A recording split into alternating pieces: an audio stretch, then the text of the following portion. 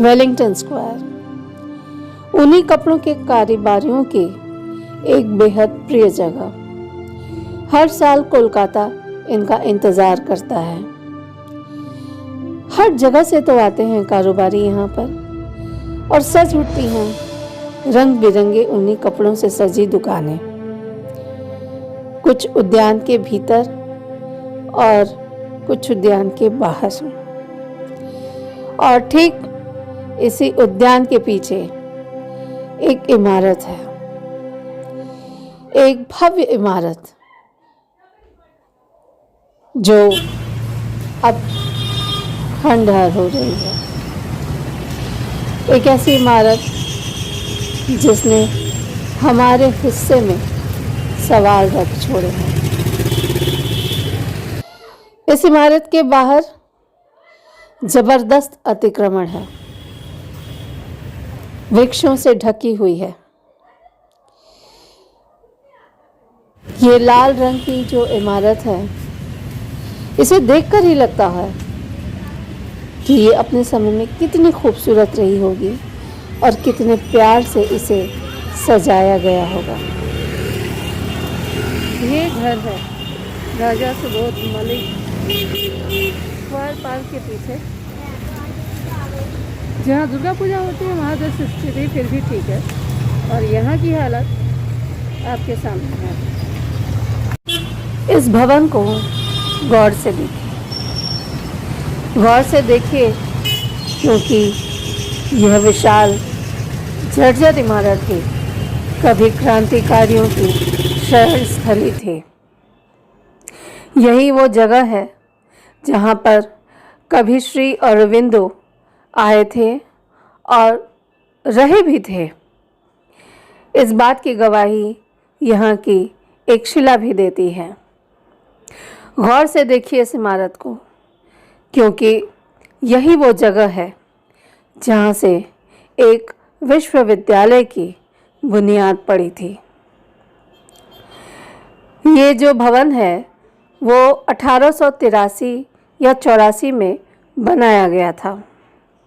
आज ये मान्यता प्राप्त विरासत भवन है, यानी हेरिटेज की सूची में शामिल है। लेकिन जब आप अंदर जाते हैं तो आपको मिलता है सूखे पत्तों वाला फर्श, टूटी फूटी दीवारें, फव्वारे, प्लास्टर उतरी दीवारें और वृक्षों से ढकी हुई इसकी खूबसूरती, जो कि धीरे धीरे ख़त्म हो रही है। ये भवन है राजा सुबोध चंद्र बसु मलिक का। इतिहास इनके बारे में बताता तो है, पर बहुत ज़्यादा नहीं बताता। आइए हम आपको बताते हैं राजा सुबोध चंद्र बसु मलिक के बारे में। राजा सुबोध चंद्र बसु मलिक एक क्रांतिकारी भी थे, एक राजनेता भी थे और अपने समय से काफ़ी आगे थे। उनका जन्म कोलकाता के पटलडांगा में हुआ था। सेंट ज़ेवियर्स और प्रेसिडेंसी कॉलेज से इन्होंने पढ़ाई की और बाद में फाइन आर्ट्स की पढ़ाई के लिए कैम्ब्रिज के ट्रिनिटी कॉलेज में भी गए। पढ़ाई पूरी हुई, लौटे इंग्लैंड से भारत और स्वाधीनता आंदोलन से जुड़ गए। आज आप ये जो जर्जर इमारत देख रहे थे, कभी आलीशान घर हुआ करता था और यही घर क्रांतिकारी गतिविधियों का अड्डा बन गया था। जब बंग भंग आंदोलन का विरोध हुआ तो उसकी तमाम योजनाएं इसी घर में बनी। सुबोध बसु मलिक बंगाल के उन दिग्गजों में शामिल थे जिन्होंने 1906 में नेशनल काउंसिल फॉर एजुकेशन की स्थापना में सक्रिय योगदान दिया। यह वो दौर था जब स्वदेशी का प्रसार हो रहा था और इसी प्रसार की दिशा में शिक्षा भी एक ज़रूरी क्षेत्र थी जहाँ पे स्वदेशी विचारधारा को प्रमुखता देना बहुत ज़रूरी हो गया था। उस समय बंगाल नेशनल कॉलेज की स्थापना के लिए राजा सुबोध चंद्र बसु मलिक ने 1 लाख रुपए का दान किया था और यही दान था जिसके कारण जनता ने उनको राजा की उपाधि दी। नेशनल काउंसिल ऑफ एजुकेशन यानी बांग्ला में जातीय शिक्षा परिषद 15 अगस्त 1906 को 191/1 बो-बाजार स्ट्रीट से ही शुरू हुआ था और जैसा कि हमने आपको पहले ही कहा, यही वो भवन था जहाँ से बंग भंग आंदोलन को दिशा मिली। जादवपुर विश्वविद्यालय का इतिहास जब हम खंगालते हैं तो हमें पता चलता है कि ये विश्वविद्यालय स्वदेशी शिक्षा के प्रसार की भावना से किस तरह से जुड़ा हुआ है। शिक्षा प्रतिरोध का माध्यम बन रही थी और इसी उद्देश्य के साथ एनसीई की स्थापना की गई। जिन्होंने नींव डाली थी उनमें राजा सुबोध चंद्र बसु मलिक के अतिरिक्त गौरीपुर के ब्रजेंद्र किशोर राय चौधरी और सर रास बिहारी घोष भी थे, जो कि एनसीई के पहले अध्यक्ष थे और श्री अरविंदो घोष पहले प्रिंसिपल थे। यही वो घर था जहाँ कवि रविंद्रनाथ टैगोर भी आया करते थे। अपनी कविताएं भी उन्होंने इस घर में सुनाई। बाल गंगाधर तिलक भी इसी घर में आए थे।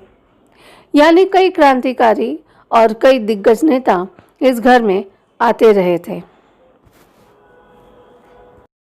जातीय शिक्षा परिषद 1 जून 1906 को पंजीकृत हुई। 1910 में बंगाल में तकनीकी शिक्षा के प्रसार के लिए सोसाइटी बंगाल टेक्निकल इंस्टीट्यूट, जो बाद में college of engineering and technology Bengal बन गया, उसे एनसीई में समाहित कर दिया गया। इसके बाद एनसीई ने बंगाल के इंजीनियरिंग और प्रौद्योगिकी कॉलेज की देखरेख की और 1940 तक यह एक विश्वविद्यालय के रूप में ही काम कर रहा था। आज़ादी के बाद बंगाल सरकार और केंद्र सरकार के उद्योग से यह पूरी तरह एक विश्वविद्यालय में परिणत हुआ और आज यह देश ही नहीं दुनिया में अपना स्थान रखता है।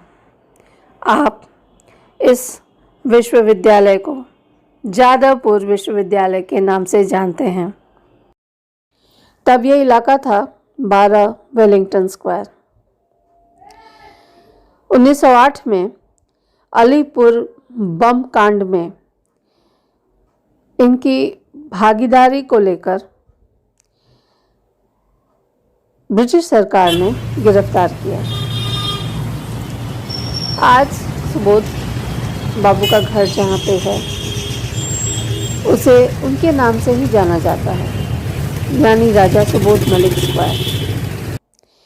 अरविंद घोष के सहयोगी थे और वंदे मातरम अखबार के प्रकाशन में भी उनकी भूमिका थी, जो कि ब्रिटिश सरकार के खिलाफ खुलकर बोलता था। और इन सारी गतिविधियों को लेकर अक्टूबर 1908 में सुबोध चंद्र मलिक को ब्रिटिश सरकार ने गिरफ्तार किया वाराणसी में। इनको पहले बरेली जेल और उसके बाद अल्मोड़ा जेल भेजा गया। 14 माह की सज़ा हुई। जब रिहा हुए तो 1910 में अरविंद घोष उनसे इसी मकान में मिलने आए। ये अंतिम मुलाकात थी। इसके बाद अरविंद घोष पौंडीचेरी चले गए और बाद में उन्हें श्री अरविंद के नाम से जाना गया। वहीं सुबोध चंद्र मलिक दार्जिलिंग चले गए और यहीं पर मात्र 41 वर्ष की अल्पायु में इनका निधन हुआ। ब्रिटिश स्थापत्य का जो प्रभाव है, यूरोपीय स्थापत्य का जो प्रभाव है, इस भवन पे दिखता है। यहाँ नृत्य के लिए अलग स्थान था, पुस्तकालय था, डाइनिंग रूम और बिलियर्ड खेलने के लिए भी जगह थी, और था एक खिड़की दरवाजा। कहते हैं कि तब इस परिवार की जो नववधुएं थी वो इसी दरवाजे से पहली बार घर में आया करती थीं। भवन अंग्रेजी के यू आकार का है। अभी ये भवन मुकदमेबाजी का शिकार है। दिन प्रतिदिन इसकी स्थिति और भी खराब होती जा रही है क्योंकि संरक्षण नहीं हो रहा है। बताते हैं कि इस परिवार के एक सदस्य ने इस मकान को कलकत्ता विश्वविद्यालय को दिया था शिक्षा के प्रसार के लिए, लेकिन किसी वजह से ये जो मकान है मुकदमेबाजी का शिकार है और हालत इसकी दिन प्रतिदिन खराब होती जा रही है। जब आप सर्दियों में अपने लिए इनके नाम के आधार पर स्थित उद्यान से कपड़े खरीदते हैं तो शायद आपको एहसास भी ना होता होगा कि इसी उद्यान के पीछे एक बड़ा इतिहास है। कभी सोचिए, जिन क्रांतिकारियों ने अपना सारा जीवन दांव पे लगाकर अपने सारे सुख त्याग कर हमें यह स्वतंत्र भारत दिया, क्या वो वाकई इस तरह के व्यवहार के हकदार हैं?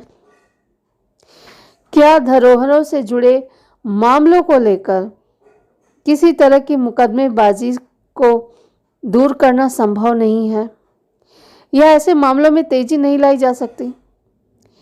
ये सही है कि हर चीज़ अस्थायी होती है, लेकिन जो इतिहास के पन्नों में लिखा जाता है वो इतिहास ही होता है, और इतिहास जवाब आज की पीढ़ी से मांगेगा।